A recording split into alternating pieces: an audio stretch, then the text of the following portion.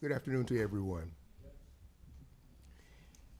As many of you know, the recent federal and state programs, there have been some changes.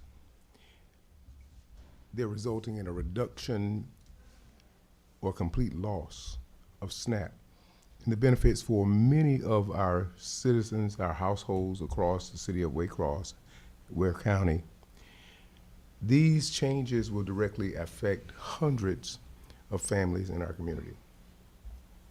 And just to clarify a few things. One, it's important to understand that the SNAP benefits were federally funded and state administered. Municipalities are not legally or financially authorized to replace these benefits. And to put this in perspective, covering local SNAP payments for even a single mom or for a single month would cost nearly $3 million, an amount that would bankrupt our city and jeopardize essential services. Even though we can't fund the program directly, we can coordinate community support. Our staff has already changed and engaged with some of our local partners. Some sitting to my left and my right are here to help put those resources together to assist you. We're also collaborating with the Southern Georgia Regional Commission and faith-based groups to expand this network of food security and resources. This is a time for our state, our federal representatives, to step in and bridge the gap. And local governments can only do so much. Without emergency relief or temporary state support, not so sure about what we may be able to do otherwise. So at this time, I will begin to take questions, and we have some conversation that we're going to have around this, and I'm going to open the floor for each of the agencies and entities, our resource centers, to be able to give you a little bit of background on what they can do. I'll start with Ms. Carter. Good afternoon. I'm Ola Smith Carter. I'm the CEO of McKinney Medical Center, which is a federally qualified health center. And we are here to help those who really can't help themselves, to make sure that they get medical care. We try to see everybody, whether you're insured, uninsured, in between, whatever is happening. So we want to be available to those persons who need the assistance. And because of all the things that are happening today, we know our role will increase with uninsured, so we are set up for that, and we expect it. So that's why I'm here this morning. Thank you so very much, and we're grateful that you are here. Thank you for what you have done in our community and what you continue to do. So at this time, I look to Ms. Oliver. I guess I can use this. Yes. Is it wrong? I guess we're on. I'm Connie Oliver. No, of course not. Thank you. I'm Connie Oliver. I am the founder of Way Green. We are a local, it's hard to explain what we do, but we do local farmers markets, and we have accepted SNAP EBT. We have also doubled benefits in the past, and of course with this government shutdown, we're unable to do that. But we still offer a market where we provide local fresh produce. We get that from our local farmers, and we make that available on Thursdays at Way Greenhouse, which is on Ben Hill Avenue. We bring those vegetables in, and we offer those as a market there. It usually runs 1 to 4, but we may be changing those times. But that's just one of the things we do. We are also looking to form a local food policy, and with these times as they are, I think this is the time to proceed with that. So I'm here to help in any way that I can. Thank you, Ms. Oliver. At this time, to the CEO of our hospital. Good morning. Good afternoon. My name is Damon Barrett, the Chief Executive Officer for Memorial Satilla Health. Obviously, the federal shutdown has impacted a lot of services.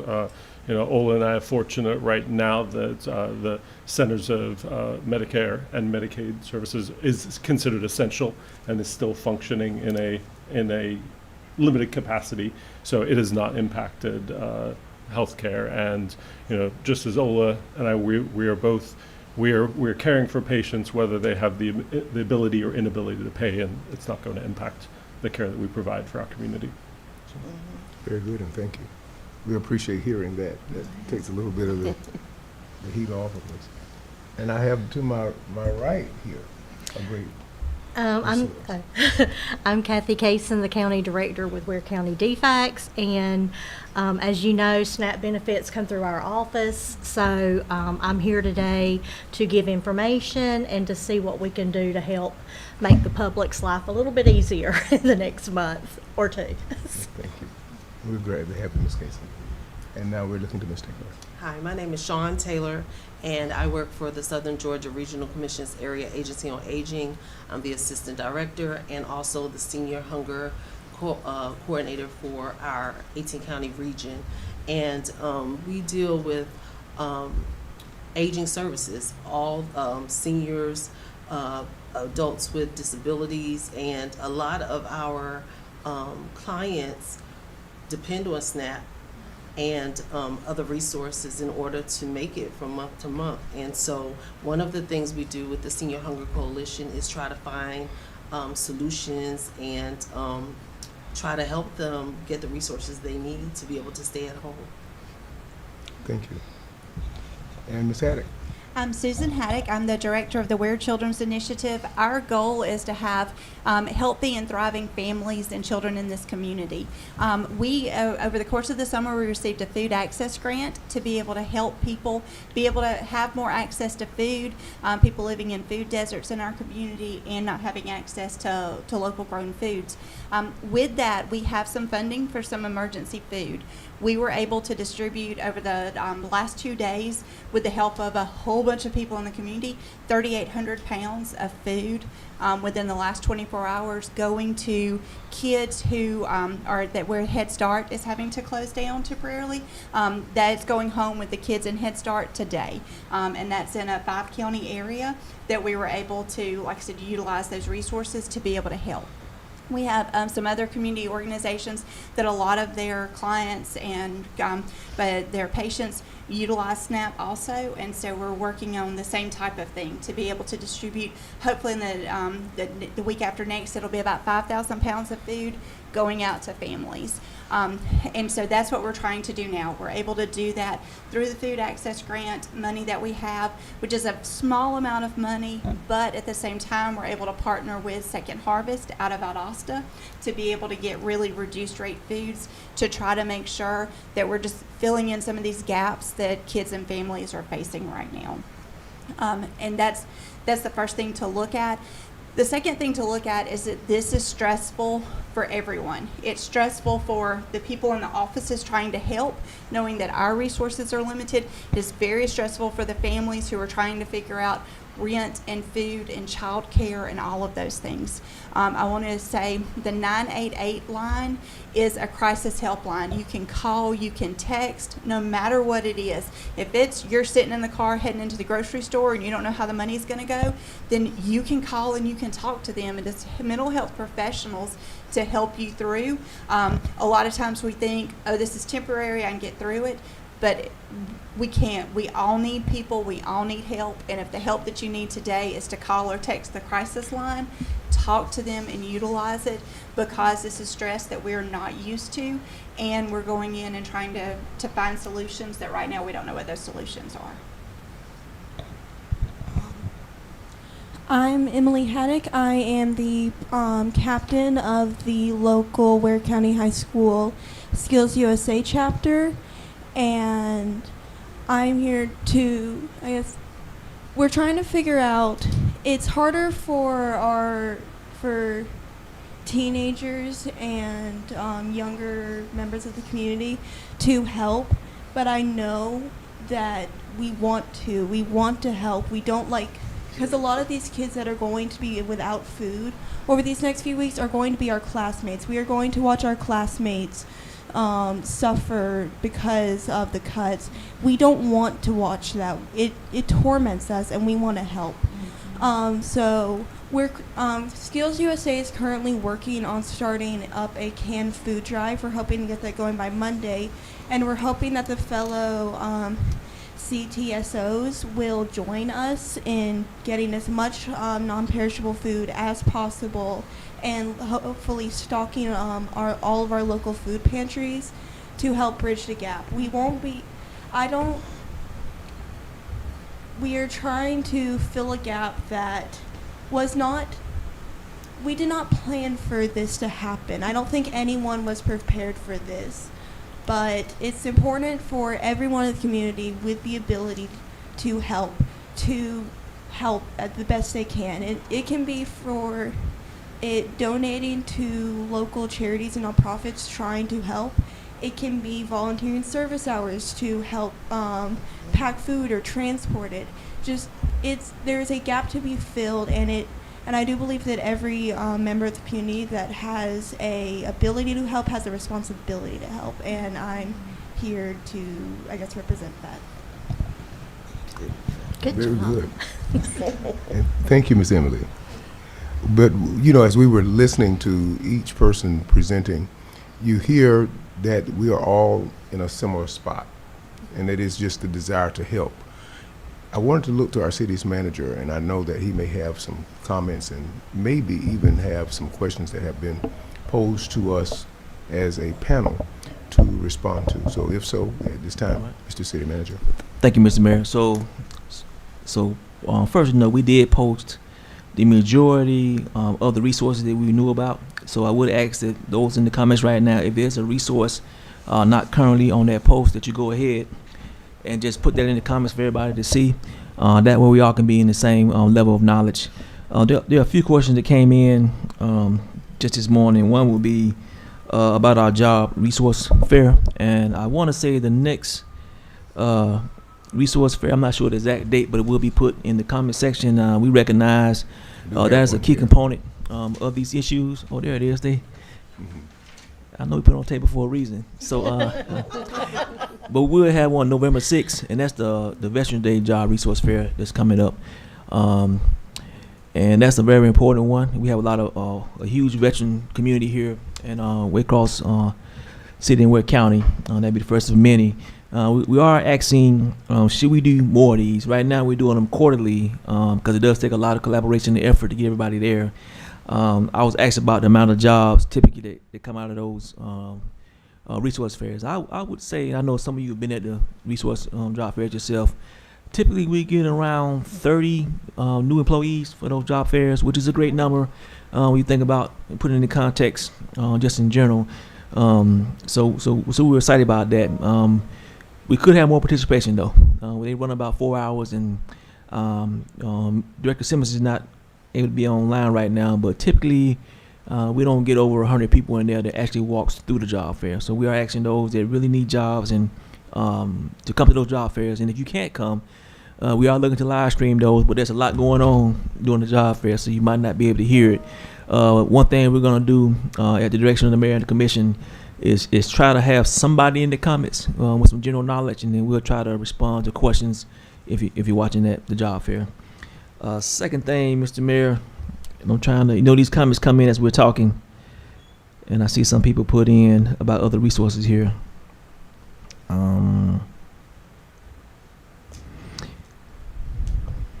In my text. So those that are losing SNAP benefits but want to, I guess, recertify, can we discuss that? Mm-hmm. We can. That's actually one of the points that I was going to be talking about. Okay. If you have already received a letter for an appointment, scheduling for your interviews, you are to still keep those appointments. You can still apply during this time online, or you can come by our office and get an application. The benefits that's already on your card, you can actually use after November 1st, but everything has been loaded for October already. So just because November 1st comes, you will not receive November benefits until the shutdown is over, but you will be able to still use your card if you do have a balance on there.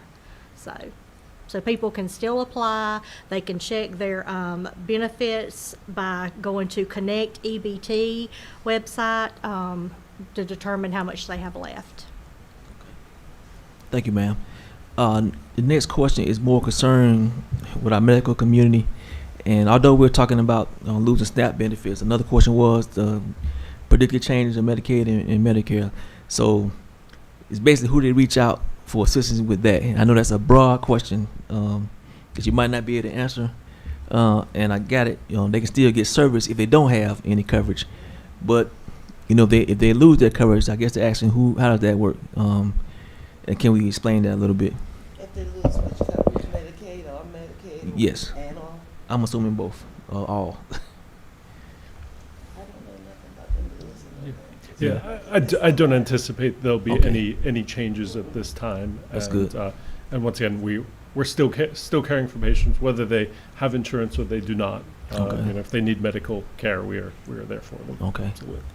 So hopefully everybody can hear that. If you are facing any challenges, still come to medical providers because they will see you. There's no reason not to come, especially. I think all the confusion might be going on because of the ACA and all those dropping benefits. I have someone here today, Mr. Carter, who's over the ACA at McKinney Medical Center, and he can discuss that if you like. Okay. Good afternoon. Good morning, everybody. I'm the Outreach Enrollment Specialist at McKinney Medical Center for Georgia Access, which is the ACA. And the misconception going on about what's going on with the ACA is over the years has been simply people's not educated in what it is and what it services. And many people right now are looking at television and under the perception that the ACA is down under. It's not going to be an open enrollment. It's not going to be any subsidies available, but that's not true. Open enrollment actually starts tomorrow, and subsidies are being discussed in Washington for the future, but as of right now, subsidies are still in place. And as any other year that comes around, insurance premiums go up every year despite what's going on in Washington, for the most part, for jobs or the ACA. So that's nothing new, and from what I've seen so far, this year's platform prices has went up a little bit, but they're still affordable. And if you qualify, you can contact me. I am a local assessor here, and there's not many in South Georgia. They're readily available from the middle of the state up to the Atlanta area, but they can't contact me at area code 912-381-1810, and I can help them and educating them, answering their questions, and I can direct them to where they need to go to DFACS, or many people's losing their Medicaid benefits this past year, and we've been able to, through Georgia Access, to get many people covered. Georgia Access has been a smashing success in the state of Georgia, and the state-based marketplace has really increased and brought down the uninsured rate in the state of Georgia dramatically as compared to the past 10 years. So it's headed in the right direction. But if you have any questions, you can call me at that number. And again, you say your number is 912-381-1810? Yes. Okay. Yes, sir. And we'll make sure we post that. So I just got a text. I would just ask everybody, if you got some questions, could you please just put them in the comments? Although texts are welcome, it's hard to go from phone to phone, text to text. So volunteers. So they're asking how can they volunteer. This could be to everyone. I think we kind of mentioned it doing introductions, but how do they volunteer? Where do they volunteer? I don't know who can actually answer this question, or if they can volunteer. I'm going to look to Ms. Haddock first, and then we'll come back around. We'll start from this end. You can always go to the We're Children's Initiative Facebook page and message us, and we can let you know anything we have going on with our food programs as far as volunteers. The volunteers yesterday actually came from RESA Local Schools and the Southern Forest World Teen Board. And so that was able to handle it. When we go in a week and a half, we'll need volunteers to be able to pack, and that's something we'll probably need 15 to 20 volunteers week after next. So contact us. We're happy to put you but as far as volunteer activities in the next week or so, that's limited. You can contact me at 912-285-6097, and I can discuss with you any volunteer opportunities. We're not having any volunteer opportunities at Ware DFACS. And we are eager to volunteer, so I'd like to touch base with you to learn about those opportunities.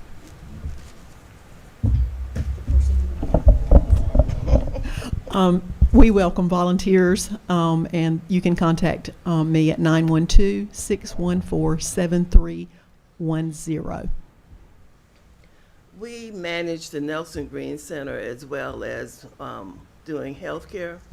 And because of that, we need volunteers to take food to our seniors who are homebound. So if you have anyone who wants to be a volunteer to drive food, call 912-285. I forgot. To 912-285-8130.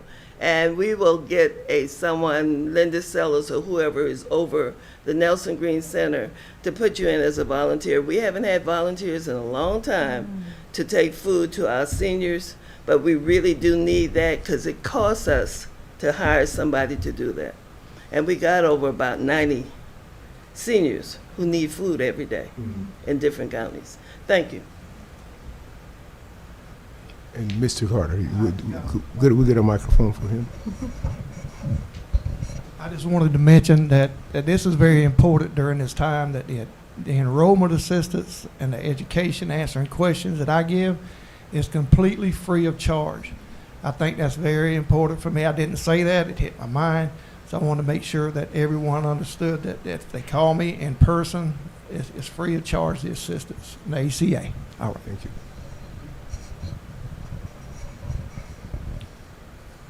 So we discussed the volunteerism, and a text came in about donating food, and I think we might have covered that at the beginning. We take all forms of food, or do we have a specification on food?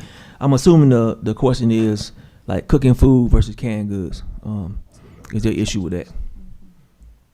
Does anybody want to touch on that, or?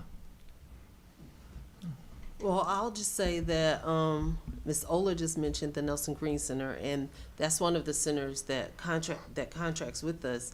And those seniors at the senior center will always be open to taking non-perishable food donations. That's something that would be really good to help to offset any shortages that they experience.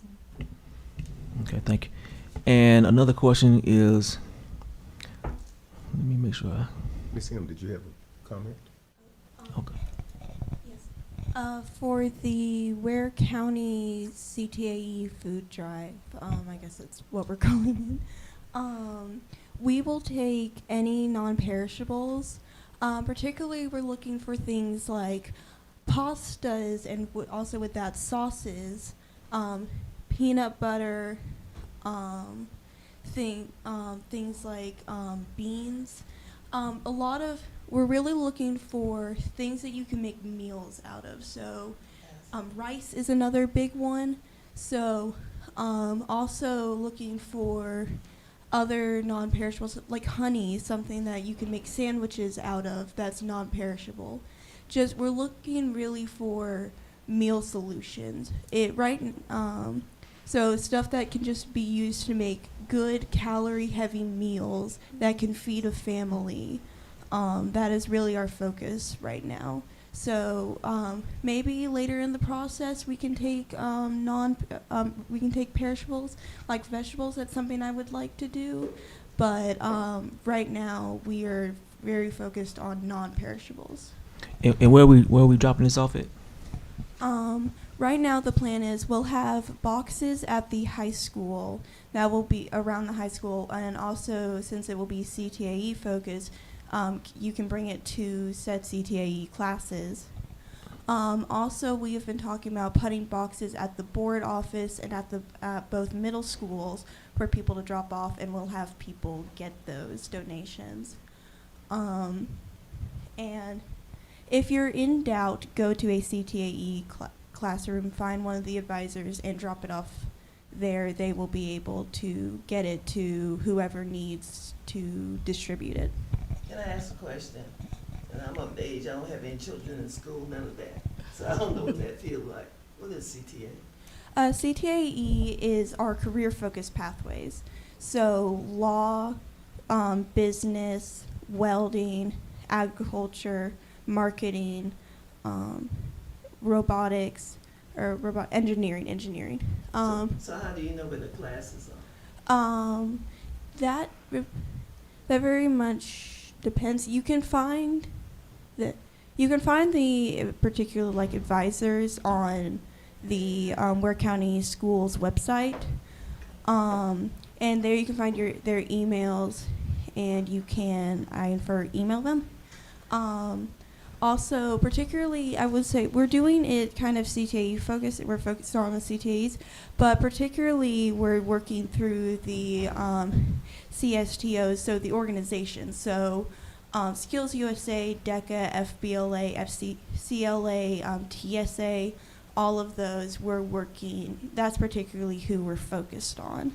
But any high school student is part of these pathways, so you can get with any high school Any high student, school. and they can take it into their appropriate program. Very good. Okay. And so if I were to go into the building, could I go to the visitor station and find out how to get to those areas as well, or no? And you'll be able to put a box at the front lobby. Yes, that will be the easiest way for non-Ware County school students to donate. So, parents and community members will be the boxes at the schools and at the board office. The CTAE drop-offs are really for the students because they can really, go to the classrooms. But if a non-community member wants to donate, which we are very open to, it will be easiest to use the drop-off boxes that we'll have. Very good. Thank you. I hope that helped some. Yes, Mr. Mayor. Another question. The way I'm understanding it is, so of course we're focusing on food insecurities right now, but we also know that the SNAP service do provide other types of sustainment. So toiletries and other home supplies, are we thinking about how to help out with that? And I would say, if you look in the comment section where we posted all those agencies, some of those agencies do provide some of those services. And we'll go back after this meeting, we'll repost some things as we discovered it here. But I'm gonna turn it over to the panel. Do anyone else gonna provide any additional services outside of food insecurities?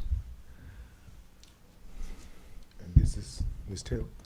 Yes, the Area Agency on Aging, we provide all different types of services. We provide not only, like you said, nutrition services, but we also provide in-home services such as personal care, homemaker services.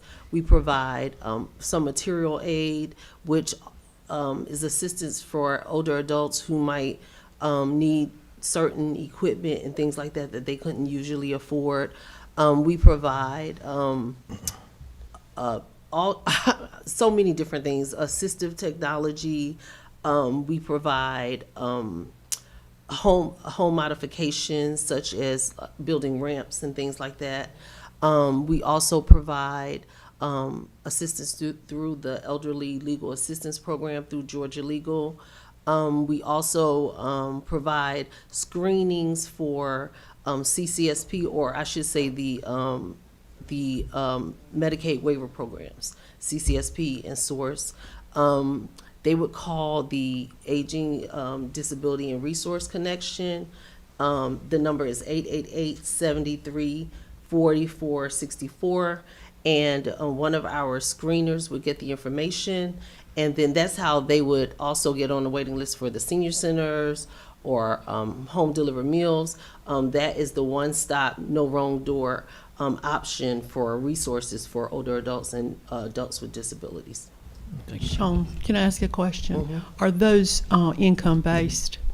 Some of them are. We have, like the waiver programs definitely are. And then we have the grant programs as well. And those are through home and community-based services. Unfortunately, those services are affected by the shutdown. If it continues, that we may have to eventually halt services because those are funded under the Older Americans Act, which those are federal funds. But still, I would suggest that they call, get on the waiting list, get screened or whatever, because eventually, even if it shuts down, we'll resume services. All right, just a point of clarification. So if you can read in the comments, we did post on the information as far as the addresses, the phone numbers to each agency here, and other agencies that provide services. So you need to scroll up to the top, and you'll see that list of those resources. Additionally, there's a question: do we have any other events planned? We don't have any other events planned solely as far as resources, but I guess we can get with our mayor and commission and the county chair and commission and see can we collaborate on another venue to discuss this. The question just came up again about seniors unable to get to resources because lack of vehicles. I'm not sure how we would handle that about bringing. I know we mentioned kind of bringing food, the volunteer part, so we kind of just discussed that, but I'll turn it back over for both of your comments on that. Well, actually, for seniors who, if they can't get to other resources based on transportation, we do have public transit Yes. here in Ware County, and I can give that information as well. But also, outside of the Southern Georgia Regional Commission, I have a nonprofit, Love Feeds, and if there is a senior who needs services or they need meals and they can't get to resources, if they call me, I'll provide meals. I provide meals anyway. And my number is 912-614-4349. I have volunteers that work with me. And we usually try to do weekend meals, or we'll do community meals at times in the park and things like that, which we'll be doing a lot more of that over the next few weeks. And so if they call me, if it's a senior that needs a meal, we'll make sure they get it. Okay. Just looking at While Facebook. he's scrolling, there is an announcement, and this is Dining with the Deltas. Yes. And this will be a service to succession, empowering our community to protect what matters most. And this is with legacy building. This will be November the 8th, and it begin at noon and end at 3 p.m. There's free lunch for the first 200 people, and this will be at C.C. McRae City Auditorium. And then, as you know, that's 865 Pendleton Street here in Waycross. So if you want to learn more about wills and trusts, this will be one of those conversations that will be had during this time break from service to succession. Did you want to share more about that? Thank you. And I failed to mention, so fire station number 1 will have a box out too, and they'll support your effort and the city's effort. So if you want to donate anything, and you can get to fire station number 1, they'll have boxes there in their open area, so you can come off donations there. I'm trying to make sure I didn't miss these other questions. So again, there are multiple events planned.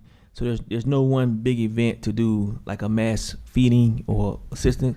But if you look, you need to contact each of those organizations. There are a lot of them on in the comment section. I would just call first. We tried to put the dates and times, but we might be wrong in some cases if things have changed. But I would just contact them first. Definitely with the churches. So all the churches are not listed on here, and we've been trying to coordinate with the churches, but we'll definitely reach out, make sure that we get the others that provide service as well, because I know they work with a lot of our seniors as well, taking them food and stuff of that nature. But there will not be, as right now, Mr. Mayor, I don't think we have any big events planned to just bring everything to one space outside of the job fair. So the job fair, yes, we will bring everybody into one space, but that's for jobs only. The rest of the services, they're pretty much every day, morning, noon, and lunch. You have to get access to them. And again, like some of the board has mentioned, there are ways for them to bring those services to you. And somebody put findhelp.org. That's been useful. Jump down. that's so far. Oh, they just posted. So fire station number 1 is 1820 Mary Street. For those not where that is. And again, we did post all the numbers that the panel has mentioned. We've been posting the phone number. So again, go in the comments and you can find those numbers there. All right. That's all the questions so far, Mr. Mayor. I'll just turn it back over to you for any other remarks or anybody else who has any other remarks. At this time, I'll look to the panel to see if they had any closing thoughts or ideas that they wanted to share, and then I'll give the last word. And they'll start again. Ms. Haddock, did you have anything? Ms. Taylor? I just want to say that if you call the Aging and Disability Resource Connection, we have a resource database that we use called Empowerline, and they can provide resources for anything. And the number you will call again would be 888-73-4464. Very good, and thank you. Ms. Cason? You can call our office if you are not aware of the different agencies that are going to be distributing food. We will not be accepting donations at our office, and we will not be handing out food at our office. But if you were approved for food stamps for November, those will not be loaded until the government shutdown stops. But just, be patient with everybody in the community. It hits everybody hard. So just, be kind to everybody. I just want to thank you all for what you do. Great for the community, and feel honored to be part of this group. So thanks for the invite. Welcome to Wake Forest. Thank you.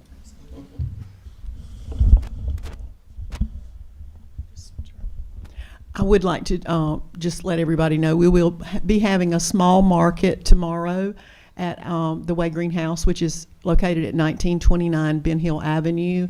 And any of the, we call them green tokens, with our local fair market that we do once monthly, some of these tokens might have been given out. They were to double your benefits for fruits and vegetables, and if you still have those tokens, we can accept them.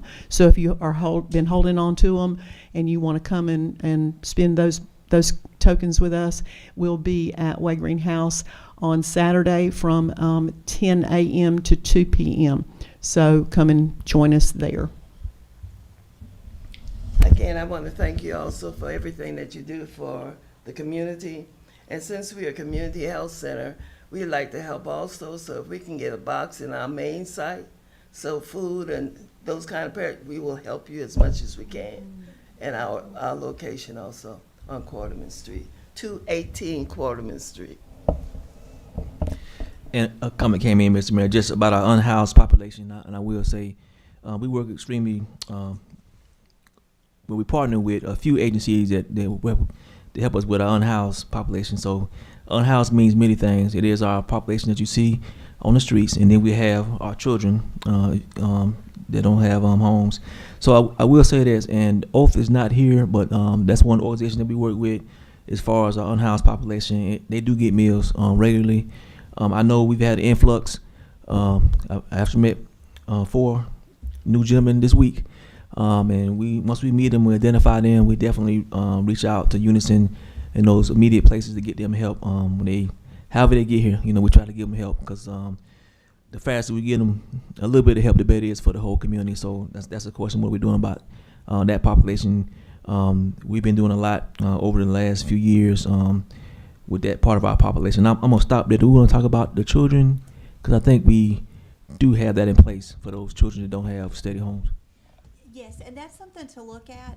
And I don't have the numbers that the school system shared at our last meeting, but in previous years, the number of kids who are considered homeless through McKinney-Vento through the school system was about 280 kids, and it's well over 400 now. This year, since and a lot of that's been since Helene, people who lost housing during Helene, and they're now living with friends and family members, and what's referred to as couch surfing, to where they don't have a permanent home and they're just living with people. And a lot of times in those situations, the families are split up. Older kids may live with this aunt, younger kids live with grandparents, and so families are not together as they're dealing with this. That's something that's very important right now within the school system. They're able to receive 2 meals for free through our school system. There is a program in place through First Methodist that they do lambs bags that go out to elementary and middle school kids. It's a bag of non-perishable foods that they're able to request through the school, and they send home on Fridays to be able to add in additional food. But as we're looking at the Head Start program, as the Head Start program is temporarily closed down during this time, those kids were receiving meals, and now they're not receiving meals. So those are families that are very often affected by the SNAP benefits also.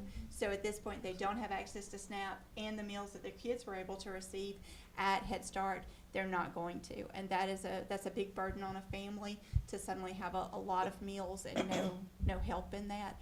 And some of those families, like I said, are part of unhoused populations, part of couch surfing families, because we know once something happens, it tends to snowball. And so if you lose something during Helene, you lose your home, then at that point, you've got all these other things happening, and now you're affected by every single one of these things. So our vulnerable populations have been hit hard over the last year. Yes. And Ms. Mayor, one last couple things came in. So the library, I think we touched on that. I'm not sure if it's back open yet, so that service hasn't started yet. And I want to be insensitive when I say this last comment.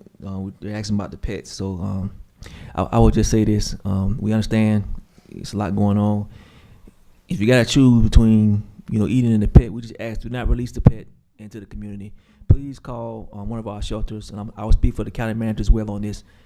Just call the shelter. Yes, the shelter is overwhelmed right now, but that extra stress of releasing pets right now will be critical, mass critical. So fully understand the situation some people might be in temporarily, but please don't release the pet out into the community. Just call. We will do everything we can to get that pet rehoused. And I should have mentioned this earlier because pets are our family. Let me say that up front. Pets are our family. So if you have a home that you can provide temporary care for an animal until it can get either returned to the owner, that would be appreciated. Both us and the county, our shelters are max capacity, and we have to keep 4 pens open for, unfortunately, vicious animals, because that happens every day as well. So, not trying to be insensitive to the pets, but that causes a much bigger problem, especially with this time of the year when they start releasing them anyway for other reasons. So, just want to answer that, and I think I covered the question on the library. We'll circle back to the library. I think it is.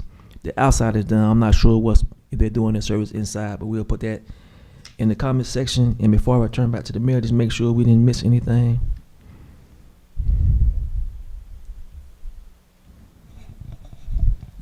I would just like to, remind everyone that right now I feel like a lot of people are very tempted to fall into a every man for himself mindset. It happens during tragedy, and it happens during stress. We all tend to think, I will do anything to preserve my health and safety and my family's health and safety.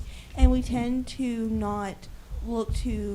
we don't tend to look, how can we help others and how can we ask other people to help us? But that is crucial right now. We will not listen. I would love this to be temporary. I would love for this to be voted on at some point in the next week or two, and this to be over.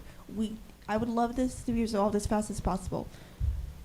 But that is not the most realistic expectation right now. So right now, assume the worst and assume community. Assume that the people around you want to help you, and ask. Please don't assume that the people in your community don't want to help you. I assure you, everyone out here wants to help each other. And we will not get anywhere by being vicious and by being mean and by isolating. Communities like this one, small town communities, survive off of helping each other. It's how we are built. And I think it is very crucial right now to remember that we are each other's neighbors and we are each other's friends. And also look to your local resources. Even right now, while we're worried about everything, it can feel like we don't have a lot. We do. It look to your, you keep bringing up the library. The library is an excellent free resource. If you're looking to find benefits, the library has free resources. It can just be a place while you're stressed and you feel like I am worried about my bills and getting food for my family. I don't feel like I have anywhere I can go. The library, bring your family to the library. You can use the computers to look for benefits and look for ways to find assistance. And it's a place where your kids can find other people and access entertainment and resources. It is just an amazing resource, and it is a crucial resource right now. And also, just find local places, community. The Way Green Market. Go there, connect with your neighbors, connect with the people around you. Find ways to support local businesses. Right now, everything is very expensive. Buying local helps. We have a lot of local farms that have cheap produce. Go find them, and they have healthy, cheap fruit and vegetables that you can use to feed your family. Look for local assistance and look to help others around you. Look for volunteer opportunities. Look for ways to assist others. It can feel, when everything we see, it tends to be bad news. When it feels like all that we're seeing on our TVs is more news about how this shutdown is negatively affecting people, we can feel lured into political neutrality. We can feel like we just don't want to deal with it anymore. It's human to get overwhelmed by all of this, but we have to remember that our community members need help, and it's important to help them. And I assure you, we all joined together for Helene. We helped each other during Helene. I want to see us do that now. Right now, the damage is less tangible. Helene, we saw the visible and obvious destruction. That same destruction is happening now, but it feels less tangible because it is not stuff we see. It is a invisible suffering. But remember that it is there, and remember that you can help people who are going through it. Look at our future, y'all. Yes, thank you. Amen. You know, while she was talking, I was sitting here thinking, Mayor's Youth Council, Definitely. we need you. Yes. We would love to have you. That's amazing. Thank you so much. Mr. Carter. I just got to say something about this young lady right here. Powerful. I think she had the statement of the day, and now it's turned into me and you've preached a long time.